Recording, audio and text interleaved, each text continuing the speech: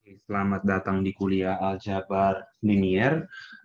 Kemarin kita sudah membahas terkait teorema pada subbab 6.2 ya, subbab 6.2 terkait proses Gram-Schmidt. Nah, sekarang kita masuk ke teorema 6.4.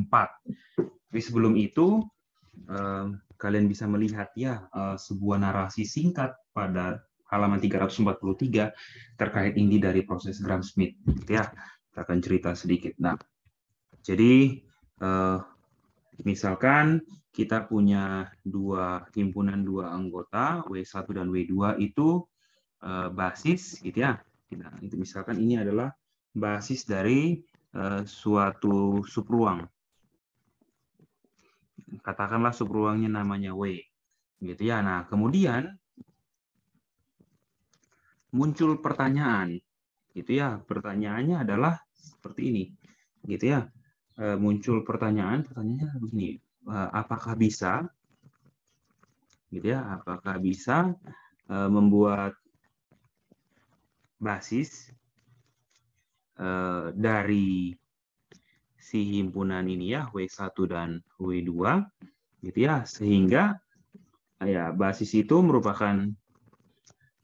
tersebut merupakan basis ortogonal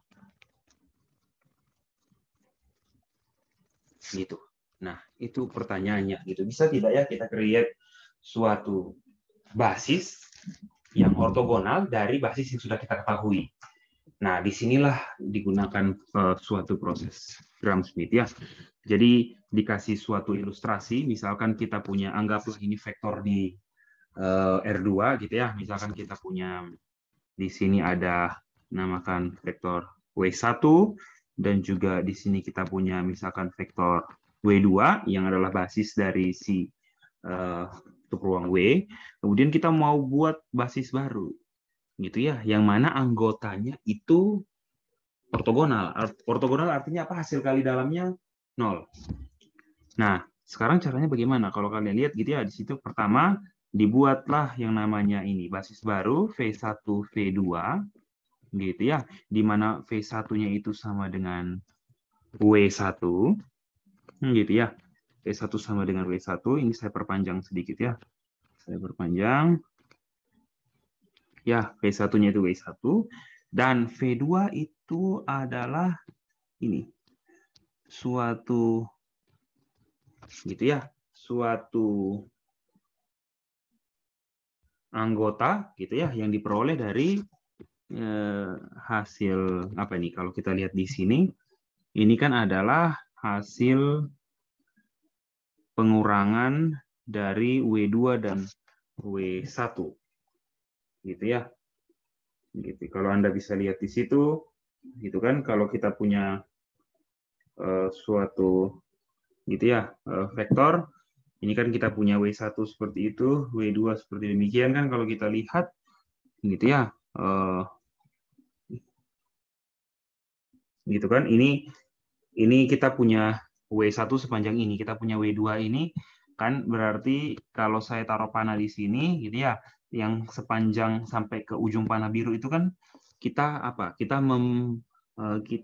mengalihkan vektor W1 dengan suatu skalar. Jadi semakin pendek dia kan ukurannya ya. Nah, ini tergantung. Jadi misalkan ini CW1. Kita tahu kan kalau CW1 ditambah V2 adalah W2 gitu ya.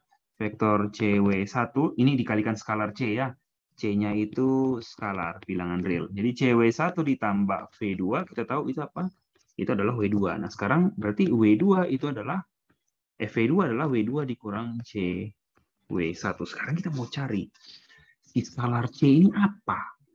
Kan kita tidak tahu ya skalar C-nya ini apa, gitu ya, nilainya apa. Nah, kita perlu cari tahu bagaimana caranya. Kita lakukan hasil kali dalam.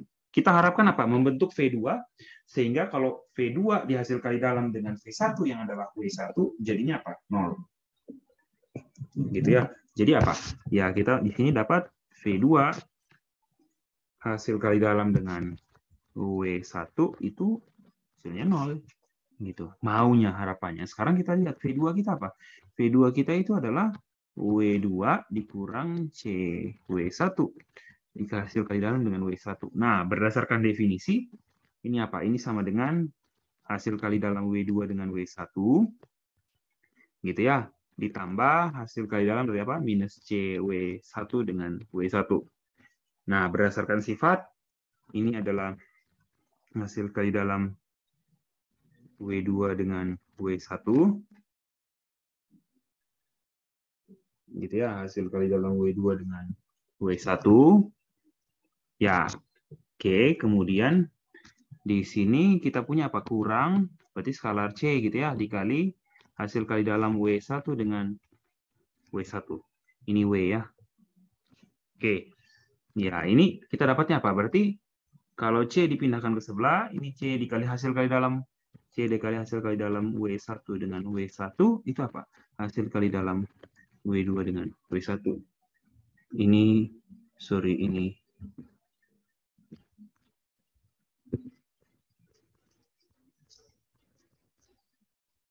Nah, ini kan apa? Ya, sama dengan norm dari W1 kuadrat.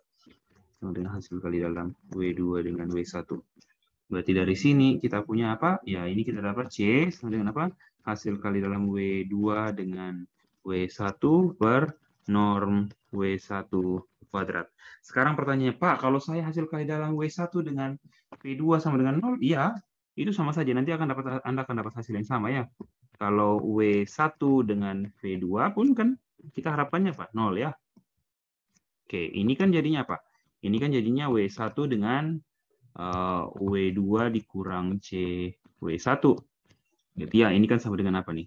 Hasil kali dalam W1 dengan W2. Ini berdasarkan teorema ya, teorema 6.2. Sorry. Ya, teorema 6.2 itu pada subbab 6.1. Kalau Anda lihat, teorema 6.1 gitu ya. Ini kita punya ini terus ditambah dengan apa nih? Dengan ya W1 hasil kali dalam dengan minus C W1. Gitu ya. Nah, ini kan sama dengan apa nih? Hasil kali dalam W1 dengan W2 ditambah apa? Ya, ditambah negatif dari C komplement dari apa? W1 dengan W1. Itu menggunakan sifat pada teorema 6.1 juga. Gitu ya. Oke, oleh karena itu kita dapat apa nih? C komplement dikali apa nih? Norm dari vektor W1 kuadrat sama dengan apa nih? W1 W2 hasil kali W1 W2 berarti C komplement bukan C komplement, sorry.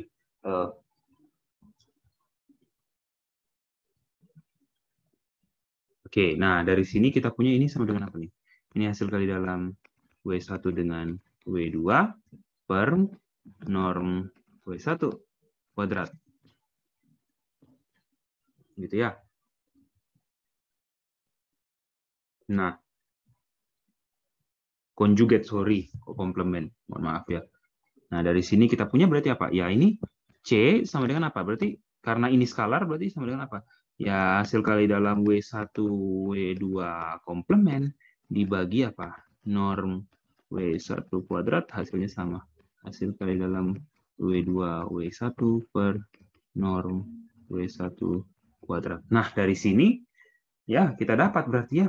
Artinya apa? Si V-nya adalah apa? V2-nya adalah apa? Ya, W2 dikurang hasil kali dalam W2 dengan W1 per norm dari W1 kuadrat dikali vektor W1. Nah, ini kita sudah dapat ya kalau 2. Nah, sekarang pertanyaannya, kalau kita punya sebanyak N, itu bagaimana caranya? Gitu ya. Itu kalau kita punya sebanyak N, pertanyaannya bagaimana caranya supaya kita membentuk ini. Gitu ya. Kalau kita punya, ini basisnya kebetulan 2. Kalau basisnya N bagaimana? Nah, itulah yang akan kita lihat pada teorema 6.4. Ya, ini singkatnya inilah yang dinamakan proses Gram-Schmidt. Ya, inilah yang dinamakan proses Gram-Schmidt. Nah, intinya ada pada teorema 64. Kita lihat ya. Kita masuk pada teorema 6.4. Teorema 6.4 mengatakan gini, misalkan kita punya V itu ruang hasil kali dalam, gitu ya, dan S yang isinya apa nih? W1, W2 sampai Wn itu, gitu ya. Itu apa? Itu suatu, gitu ya, suatu apa? Himpunan bebas linear, gitu ya, di V. Nah, terus jika didefinisikan ya S aksen yang isinya ini V1, V2 sampai Vn, gitu ya, dengan V1 sama dengan W1 dan VK itu sama dengan ini. WK dikurang ini. Sigma J sama dengan 1 sampai K kurang 1 dari apa? Hasil kali dalam WK dengan VJ per norm VJ kuadrat dikali VJ. Gitu ya. Di mana K-nya dari 2 sampai N, gitu ya. Maka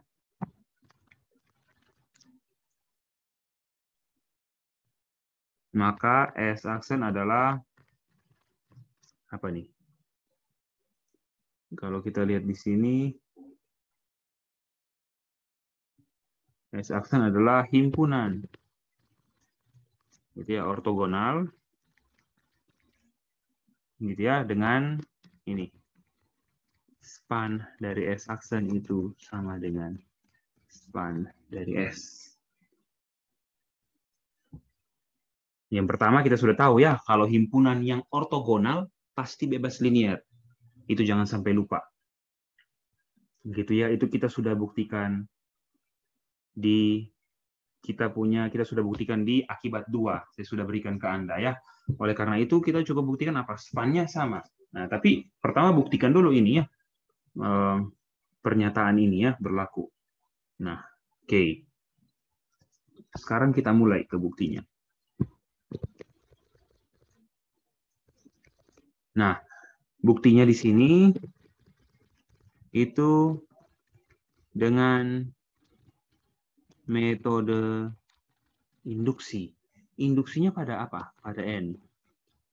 Pada kardinalitas si S. Yaitu apa? N. Gitu ya, banyaknya anggota di S. Jadi kita lihat itu. Gitu ya. Nah, sekarang kita mulai ya. Bukti induksi bagaimana? Kita punya apa? Langkah awal. Langkah awal. Langkah awal apa? Misalkan kita punya K sama dengan 1. Ya, langkah awal. Yang pertama kita tulis dulu. Misalkan apa? SK itu adalah himpunan yang isinya ini. W1, W2, sampai WK. Kalau K sama dengan 1, maka apa? Ya kita punya ya SK sama dengan isinya apa? Ya W1. Dan si S aksen gitu ya, yang kita buat gitu ya, itu sama dengan si SK yang adalah apa? S1 ini yang isinya apa? W1. Ya, tadi kita punya asumsi apa? Ya V1 sama dengan W1 ya. Berarti lihat ya, S aksennya apa? S aksennya kita buat S aksen 1, oke. S aksen satunya kita buat sama dengan apa? Isinya V1 dengan V1 sama dengan W1. Ya, akibatnya apa? Ya, akibatnya S aksen 1 sama dengan S1 dan ya spannya pasti sama. Span X aksen 1 itu sama dengan span S1. Jadi terbukti ya. Tidak perlu banyak pembuktian karena sama.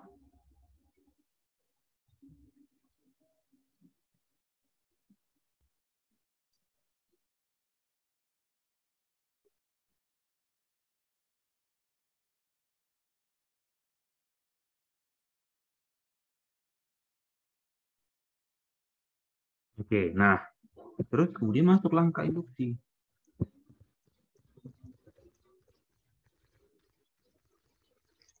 Langkah induksinya bagaimana?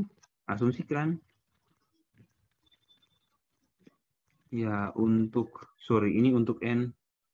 Untuk apa? Asumsikan benar. Asumsikan benar untuk ya K-1. Yakni apa? Yakni kita punya apa? SK-1 itu sama dengan W1 sampai WK-1 dan S aksen K-1 itu isinya V1 sampai VK kurang 1.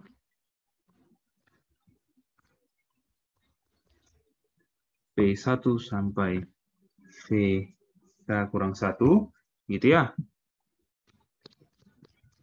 Dengan sifat seperti pada ini, gitu ya. Ini saya tandai dulu ya. Ini ternyata equation 1 ya. Dengan sifat pada persamaan 1. Gitu ya, berlaku. Ini asumsi induksi ya. Span dari SK kurang 1 itu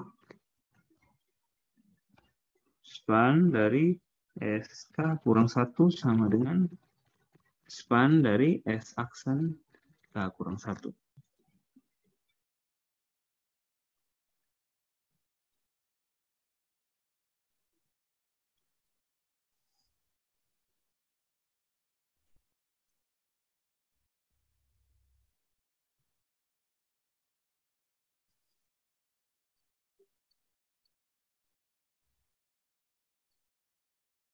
Oke. Nah, sekarang yang mau kita buktikan apa? Akan dibuktikan bahwa kalau kita buat SK aksen yang isinya itu W1, isinya itu V1 sampai VK-1 sampai VK, gitu ya. Gitu ya, dengan ya kita akan buktikan apa? SK sama dengan ini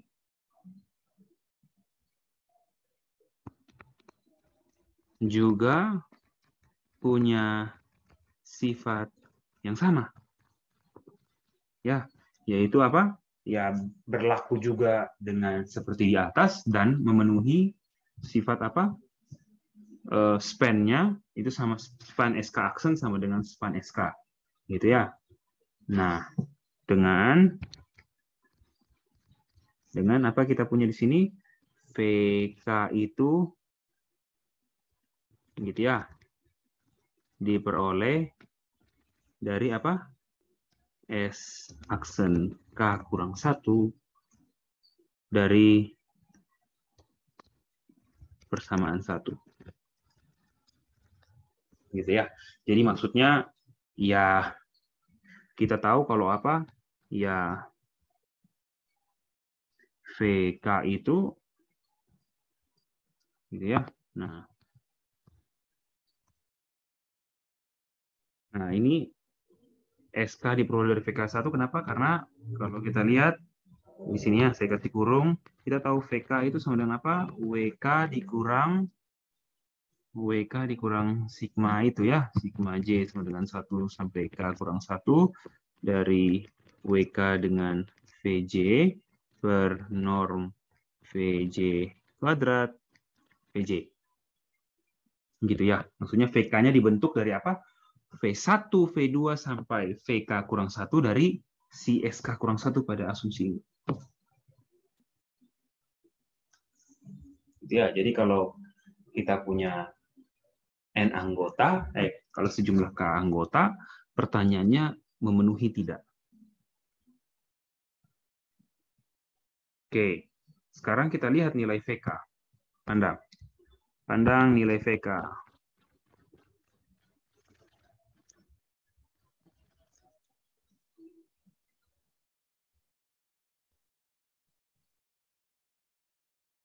Oke. Nah, sekarang perhatikan di sini.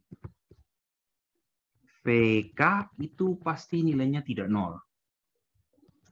Ya, kita klaim dulu. Kita klaim bahwa apa?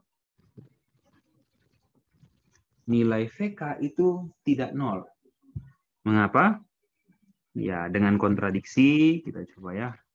Dengan kontradiksi, kita andaikan ya. Andaikan VK-nya 0. Kalau VK-nya 0, gitu ya, perhatikan. Kalau VK-nya itu 0, maka kita punya apa? VK tadi sama dengan apa? WK dikurang itu ya, sigma J sama dengan 1 sampai K kurang 1 dari hasil kali dalam WK dengan VJ per norm VJ kuadrat dikali VJ. Ya, kalau VK-nya 0, maka kita bisa punya apa? WK sama dengan apa? Ini kan kalau 0, maka WK-nya yang bagian ini gitu ya bisa pindah ke sebelah ruas sebelah, akan menjadi apa? WK sama dengan apa?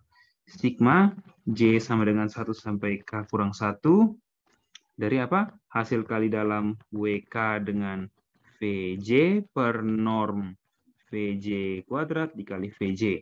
Artinya apa? WK ini anggota span dari SK kurang 1 aksen, di mana span dari SK min 1 aksen itu sama dengan apa? Span dari SK min 1. Ya, ini kontradiksi kan? Ya, hal ini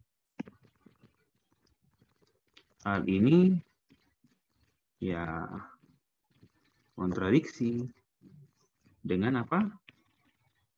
Fakta bahwa SK itu bebas. Ingat, SK-nya itu apa? Suatu himpunan bebas ini ya.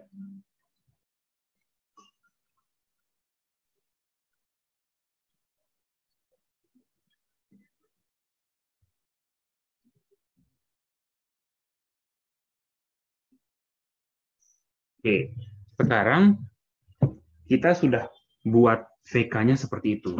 Sekarang pertanyaannya, kita kan tahu kalau SK kurang 1 yang tadi kita punya di asumsi itu adalah suatu himpunan yang ortogonal. Nah, sekarang ketika kita tambahkan VK di situ, pertanyaannya VK ini ortogonal tidak dengan V1, V2 sampai VK1. Itu kita perlu cek.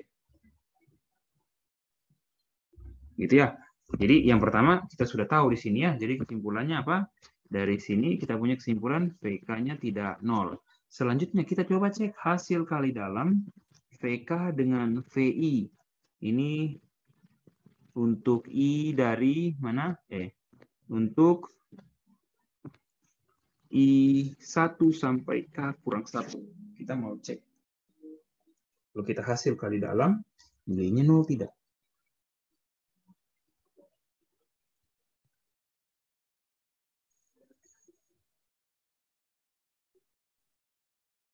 Nah, sekarang kita perhatikan. Ini kan sama dengan apa? Ya, ini kan sama dengan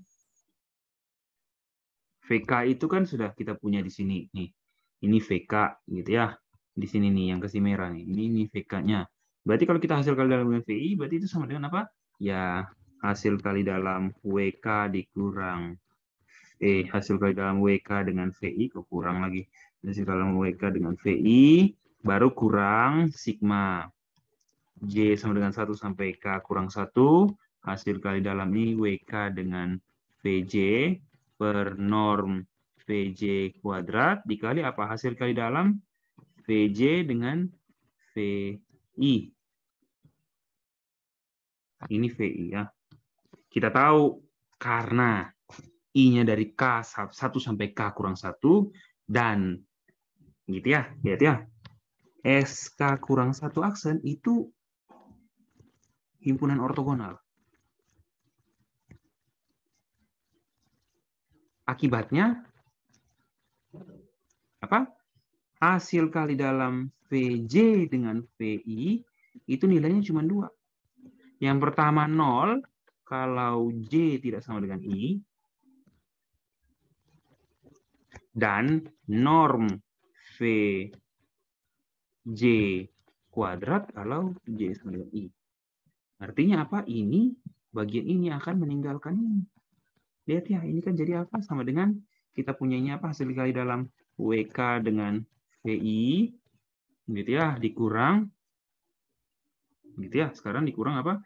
Ini ketika J sama dengan I, baru sama. Sorry, ini ya ini bisa VJ, bisa VI ya. Saya pakai VI saja, sorry. Nah, jadi kurang apa ketika J sama dengan I? Berarti ketika J sama dengan I baru ada nilai kan? Karena kalau yang ketika J tidak sama dengan I, ini 0, 0 dikali apapun 0. Berarti sini kita punya tinggal apa? Kurang hasil dikali dalam WK dengan VI ketika J sama dengan I. Berarti ini per norm VI kuadrat dikali apa? Hasil dikali dalam VI dengan VI jadi apa? Norm VI kuadrat. Ini coret, ini kurang ini, 0. Jadi apa? Kita punya hasil kali dalam VK dengan VI 0.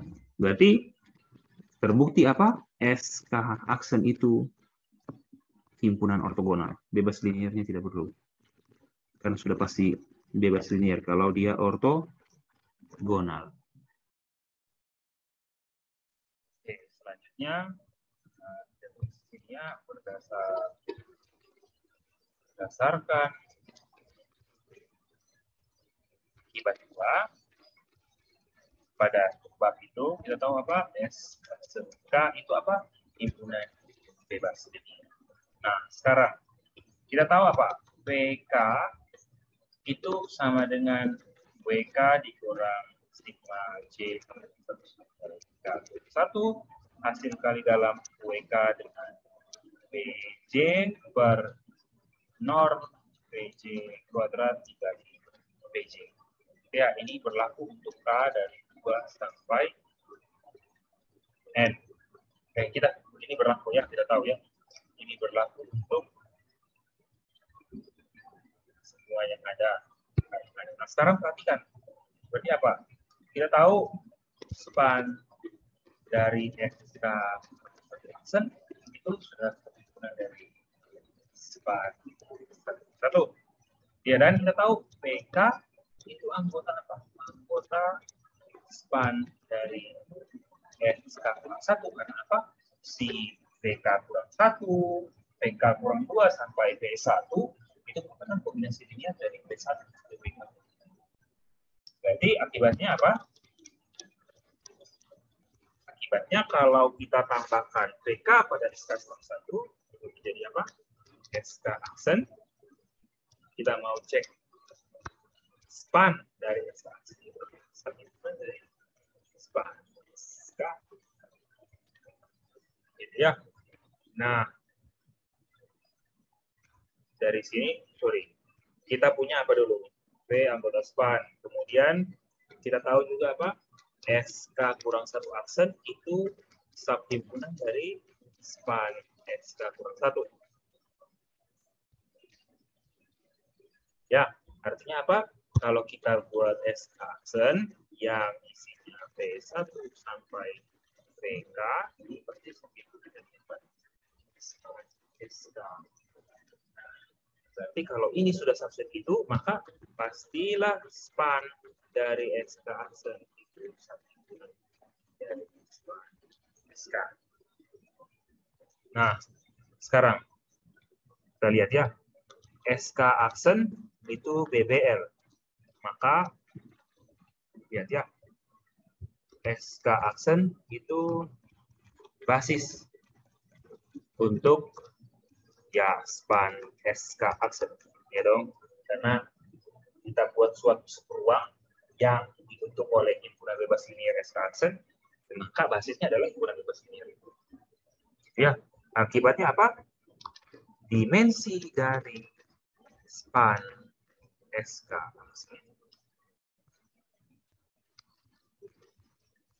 Berapa? K. Dan kita tahu apa? Dimensi dari span SK juga apa? Juga K. Nah, kita lihat teori pada ruang vektor. Ya, Anda bisa perhatikan di teori pada ruang vektor. Itu ada pada subbab 1, terus kita buka lagi ya, subbab 1 bagian yang terakhir ya. Kalau Anda lihat tentang basis dan dimensi di teorema, kita coba kembali ya. Dan itu ada pada teorema 1.11. Ya, kita tahu span dari SK aksen itu subset span SK, terus dimensi dari span SK aksen itu sama dengan dimensi dari span SK, ya, sama dengan K, maka berdasar teorema 1.11 diperoleh apa? SK aksen. Sorry, bukan SK. Span dari SK aksen sama dengan span dari SK. Ya, dari sini kita berhasil membuktikan teorema Gram-Schmidt. Gitu ya. Di sini kita sudah berhasil membuktikan teorema dari Gram-Schmidt. Kemudian kita bisa lihat ke contoh. Sekarang kita bahas ke contoh. Bagaimana sih proses Gram-Schmidt itu? Ya, kita lihat contoh pada contoh 4. Ya, di situ kita punya himpunan W, anggotanya itu apa saja? 1010, setelah itu 1111, kemudian 0121, setelah itu oke, ini saja ya. Ini subset dari R4. Nah, W ini katanya bebas linier. Anda cek ya, Anda periksa. W itu bebas linier, betul. Nah, sekarang akan kita buat. Ya, akan dibuat W aksen. Itu ya. Yang BBL dan apa? Span dari W aksen sama dengan span dari W. Caranya bagaimana? Sekarang pertanyaannya bagaimana caranya? Ya, nah caranya itu adalah pertama, kita misalkan W aksen itu anggotanya V1, V2, dan V3. Menurut kita gunakan apa? Teorema Gram-Schmidt ya. Sorry, menurut teorema 6.4 kita punya apa? V1 sama dengan W1, beres. Nah, kemudian menurut teorema itu V2 itu sama dengan apa? W2 dikurang sigma J sama dengan 1 sampai K kurang 1. Karena ini K-nya 2, ini berarti sampai 1. Dari apa? Ini W2 hasil kali dalam VJ per norm VJ kuadrat dikali VJ. Karena J-nya 1, ini sama dengan apa? W2 dikurang hasil kali dalam W2 dengan V1 per norm V1 kuadrat dikali V1. Kita punya W1-nya apa di situ? Kita lihat W1 kita 1010 ya. Ini kita anggap W1, W2, W3. Gitu ya. Maka kita punya W1-nya apa di sini? Saya tulis 1010. Berarti dan W2-nya apa tuh? Semua 1 ya. Oke, berarti apa? W2-nya itu 1111 dikurang hasil kali dalam apa tuh?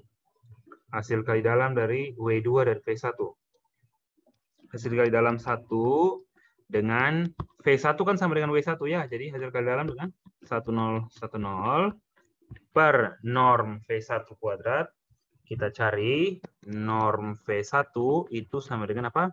Akar dari 1 kuadrat tambah 1 kuadrat. Karena yang lain 0 ya. Berarti akar 2. Berarti ini adalah norm dari 1010. Gitu ya. Ini kita pakai hasil kali dalam yang standar ya. Hasil kali dalam yang standar yaitu bagaimana?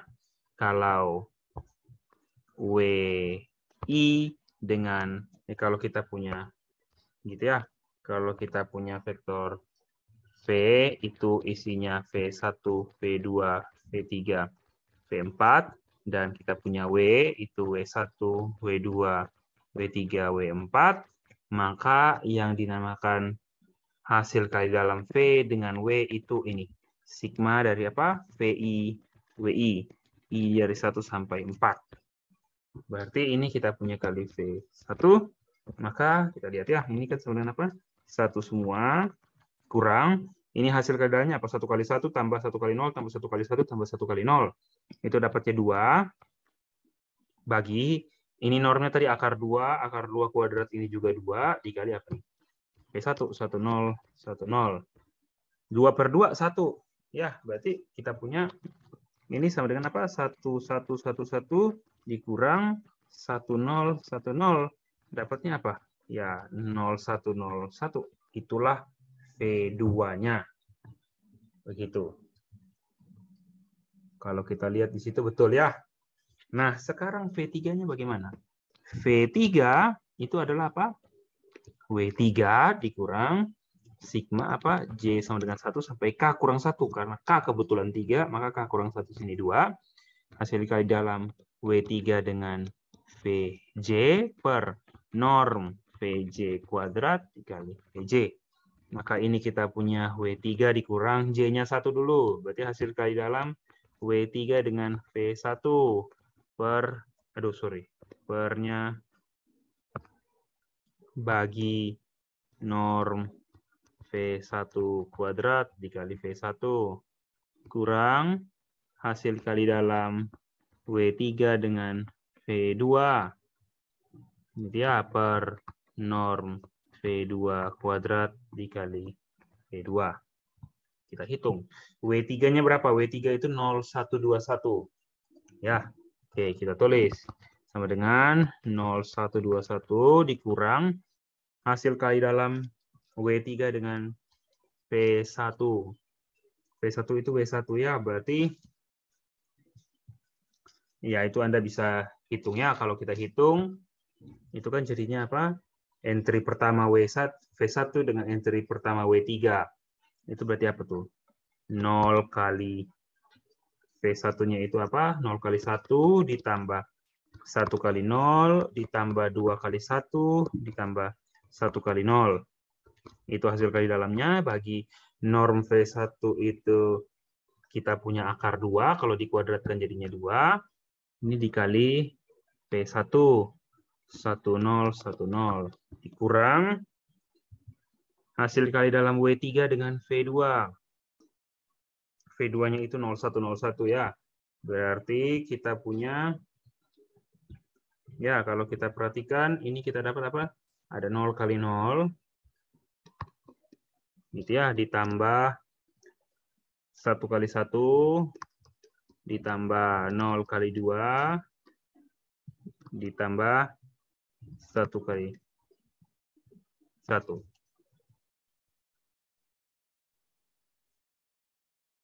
Ini dibagi dengan norm dari V2. Kalau kita perhatikan norm dari V2 itu juga akar 2, pangkat 2 jadi 2 kali V2 0101.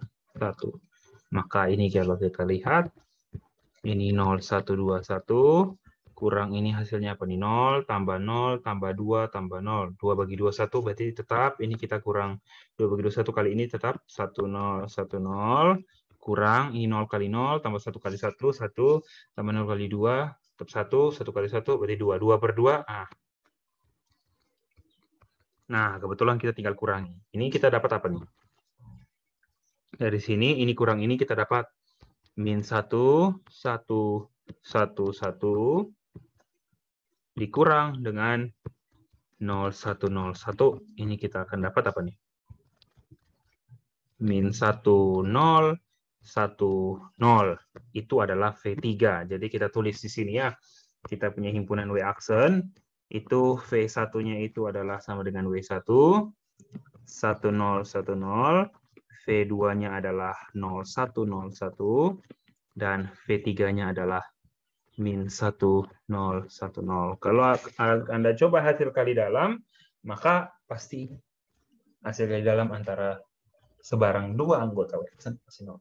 Ini adalah himpunan ortogonal. Coba kita lihat ya. Hasil kali dalam V1 dengan V2. Apa tuh jadinya? Berarti 1, 0, 1, 0. Hasil kali dalam dengan 0, 1, 0, 1. Si kurung kotak ya apa? Berarti kan ini kali ini, tambah ini kali ini, tambah ini kali ini, tambah ini kali ini. Ya, 1 kali 0, 0 kali 1 kali 0. Ya, jadinya 0. Sekarang, kalau V1 dengan V3, itu jadinya apa? 1, 0, 1, 0 dengan min 1, 0, 1, 0. Ya, min 1 kali 1, min 1, tambah 0 kali 0, 0, tambah 1 kali 1, 1, tambah 0 kali 0, 0. Sini 0. V2 dengan V3 pun, kalau Anda coba, gitu ya, itu, ini, apa itu? Sama dengan hasil kali dalam dari V2 itu adalah 0101 dengan min 1010. Ya, ini 0 kali min 10, hasilnya pasti kita dapat 0. Seperti itu ya. Jadi itu untuk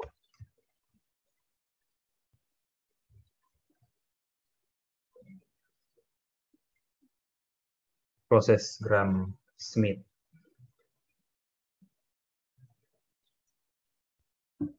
Ya, oke, itu proses Gram-Schmidt-nya.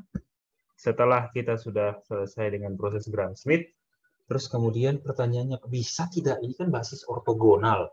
Gitu ya. Kita buat suatu himpunan yang merentang himpunan awalnya yang sama, gitu ya.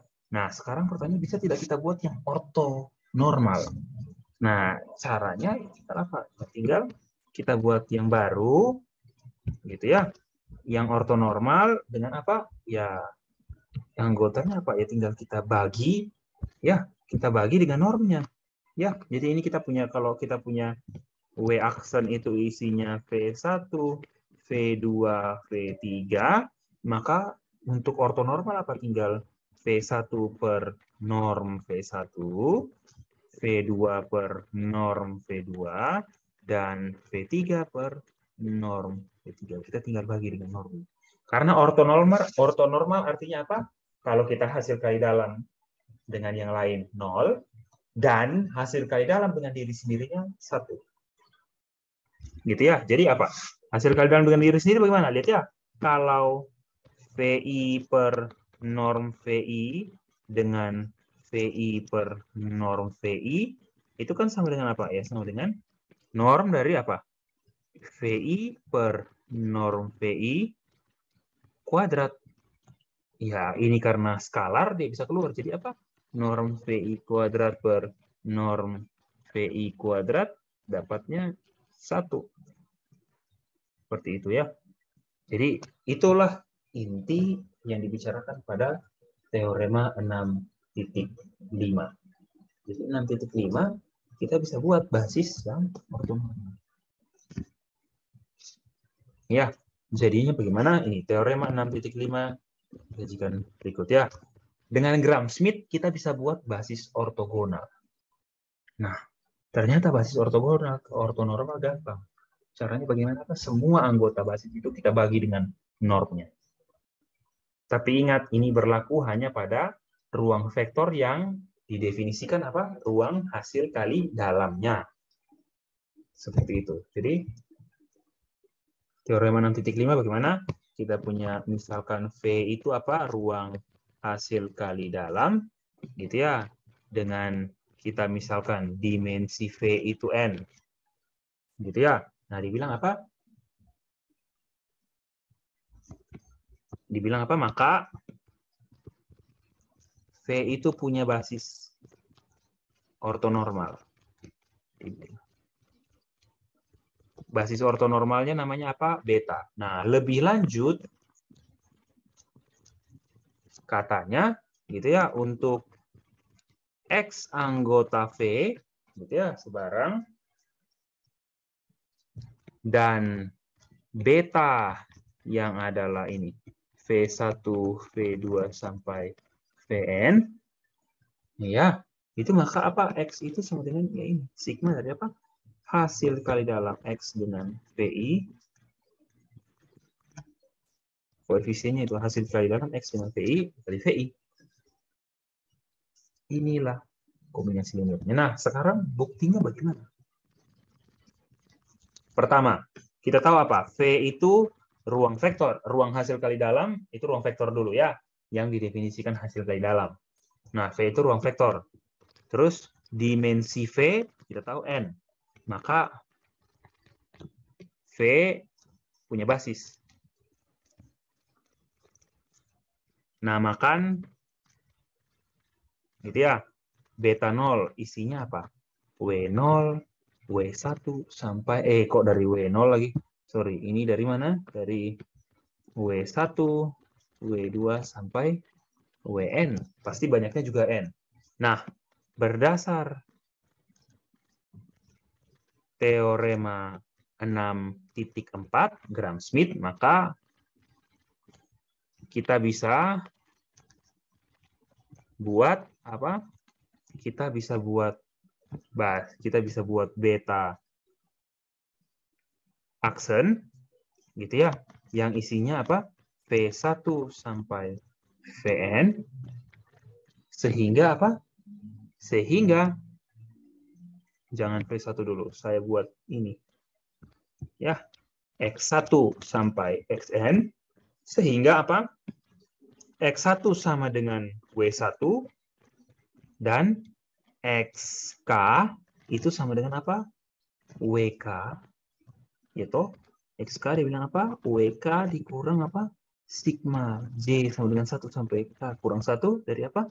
Hasil kali dalam WK dengan VJ per norm VJ kuadrat dikali VJ dengan apa? K-nya dari 2 sampai N. Dan apa? Beta aksen ini apa? Basis ortogonal. Ortogonal. Nah, sekarang untuk ortonormal gimana ya? Tinggal apa? Bentuk beta isinya apa? V1 sampai Vn dengan apa? Vi itu sama dengan Xi bagi norm Xi. Lihat ya, maka apa? Perhatikan. Kita cek ya. Perhatikan bahwa lihat ya, perhatikan bahwa apa? Hasil kali dalam VI dengan VJ gitu ya. Ini untuk I tidak sama dengan J. Itu sama dengan apa nih? Hasil kali dalam apa? XI per norm XI dengan XJ per norm XJ. Ya, berdasarkan definisi hasil kali dalam, ini kita bisa keluarkan yang XI-nya jadi 1 per norm XI dikali hasil kali dalam XI dengan XJ per norm XJ. Nah, berdasarkan hasil kali dalam juga, kita bisa keluarkan itu. Ya, 1 per norm XI, 1 per norm XJ, konjugat. Tapi ingat, norm itu nilainya bilangan real. Dia bisa positif atau nol. Artinya apa? Konjugat sama dengan dirinya sendiri. Kita tulis dulu ya, XI, XJ. Ini kalau tidak salah, ini menggunakan definisi yang sifat keberapa itu ya. Kalau tidak salah sifat yang kedua, yang ini menggunakan apa? Teorema, sorry. Ini tidak, maksudnya yang di bawah ya. Nah, ini yang menggunakan sifat 2, kalau tidak salah yang ini menggunakan teorema 6.1 poin yang ketiga, kalau tidak salah. Oh, oke. Poin yang ketiga atau poin yang kedua ya? Kita coba lihat ya. Oke. Saya juga tidak begitu hafal. Kalau dari definisi, oke, ini betul sifat 2 yang ke B. Dan setelah itu yang teorema 6.1 yang B juga betul. Teorema 6.1 ini yang kedua ya, sorry. Yang poin 2. Nah, ya, kita tahu XI kali XJ, hasil kali dalam XI dengan XJ, kalau I-nya tidak sama dengan J, apa? Karena beta aksen itu basis ortogonal, maka I 0. Berarti apa? Ini 1 per, sorry, ini 1 ya. Ini 1 per apa? 1 per norm XI dikali 1 per norm XJ dikali 0, ya dapatnya 0. Nah, bagaimana kalau norm VI kali norm VI? Ya, ini dapatnya apa? XI per norm XI dengan XI per norm XI. Nah, ini kita sudah tahu ya, ini kan jadinya apa? 1 per norm XI dikali 1 per norm XI juga, dikali hasil kali dalam XI dengan XI. Kita tahu hasil kali dalam XI dengan dirinya sendiri itu apa? Ini kan kita bisa gabung ya. 1 per norm XI kuadrat dikali apa? Itu norm XI kuadrat juga. Ya, ini kalau dicoret jadi 1. Berarti simpulannya apa? Oh, kemudian bebas liniernya kita tidak perlu buktikan lagi. Sekarang bagaimana dengan, oke, kita punya apa berarti? Beta itu, kita tahu apa? Beta itu ortogonal ya. Beta itu ortogonal, maka beta itu bebas linier. Kita tahu beta itu ortogonal, beta itu bebas linier. Ya, sekarang Adip bahwa apa? Akan dibuktikan bahwa apa? Ya, beta itu merentang V. Gitu ya. Nah, sekarang ambil sembarang X anggota V, gitu ya. Karena kita tahu beta aksen tadi itu adalah apa? Basis ortogonal, dan berdasarkan mana itu? Kalau kalian lihat berdasarkan akibat berapa itu ya?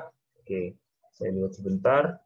Berdasarkan teorema 6.3 ya, menurut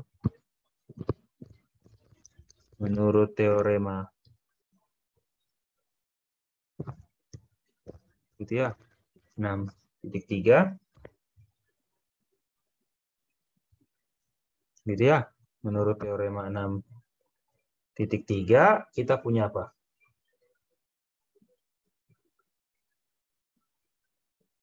Tunggu ya, kalau kita punya menurut teorema 6.3 kita punya apa? X itu sama dengan apa? Sigma dari I sama dengan 1 sampai N.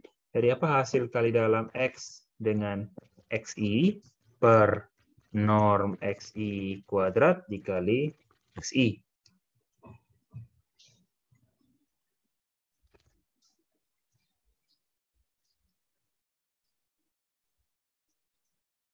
Oke, kita punya ini ya.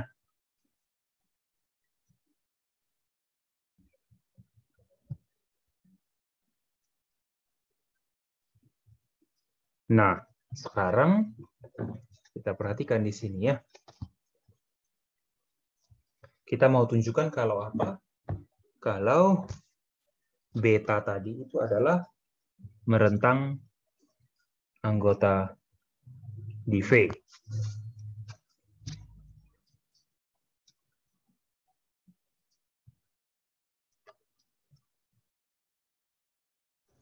Dari sini sebenarnya kita tidak perlu menunjukkan dengan cara mengambil anggota di V ya. Ini dari sini kita bisa juga, cuman ini ya. Kita punya ini menurut teorema 6.3, kita punya apa? Beta aksen itu basis ortogonal. Gitu ya, kita punya ini. Nah, sekarang begini, perhatikan. Kita tahu apa nih? Sekarang pandang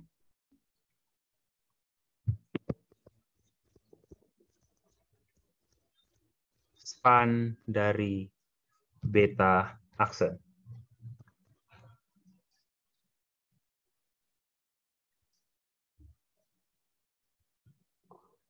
Gitu ya. Pandang atau sorry, kita mulai dari sini ya. Sekarang pandang beta aksen ya.